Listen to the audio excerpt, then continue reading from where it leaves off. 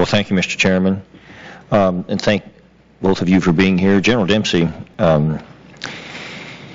it looks like it's a real possibility that a post-Assad government might potentially be dominated by the Muslim Brotherhood, as we saw seems to be coming to pass in Egypt. What do you think the major likely impacts will be on the security of Israel and other U.S. interests in the region if that occurs?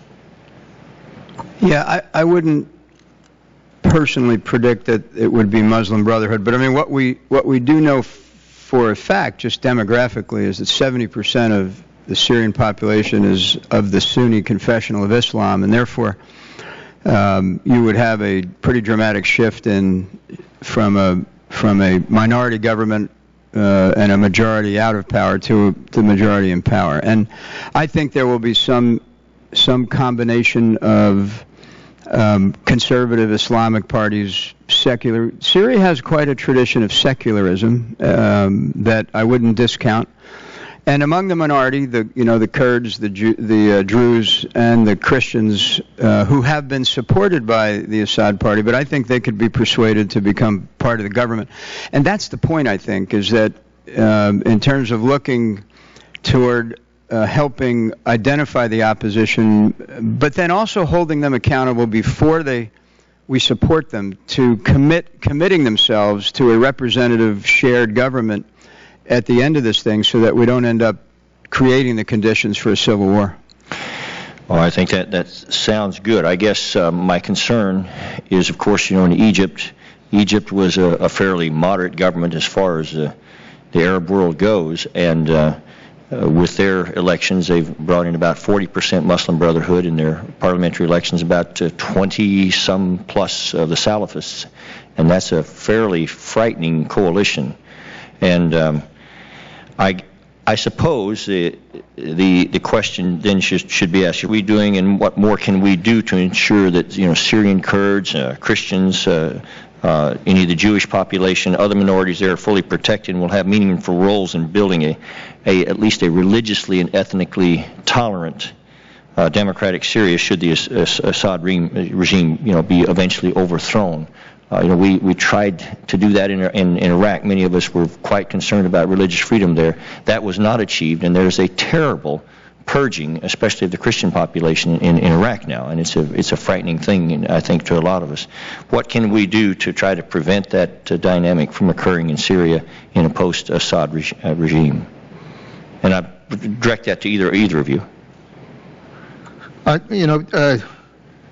Things you pointed out are truly legitimate concerns, and I guess the response is that if we can build democratic institutions into these countries, and to some extent we even see it in Iraq. We're beginning to see it in Egypt. We certainly see it in Libya, which is that once you build some of these institutions where parties have to participate in governing, and they have to look at how they can build coalitions and try to meet their responsibilities to the people, that whether they like it or not, it does have some kind of moderating impact. Even in Egypt, where I understand your concerns, the fact is that the Brotherhood. There are various segments of the Brotherhood. Some are now trying to understand that they're going to have a bigger responsibility there. They're going to have to exercise, leadership with regards to every aspect of governing there. And in Iraq, every time it looks like it's headed towards one direction, the fact is that the Kurds and others that are part of that government continue to bring pressure on the president to try to stay in the right path. Doesn't always work as crisply as we would like, but the fact is it does impact on that. We're seeing some of that in Libya. There are a lot of forces. As a result of the Arab Spring, we've unleashed a lot of forces here.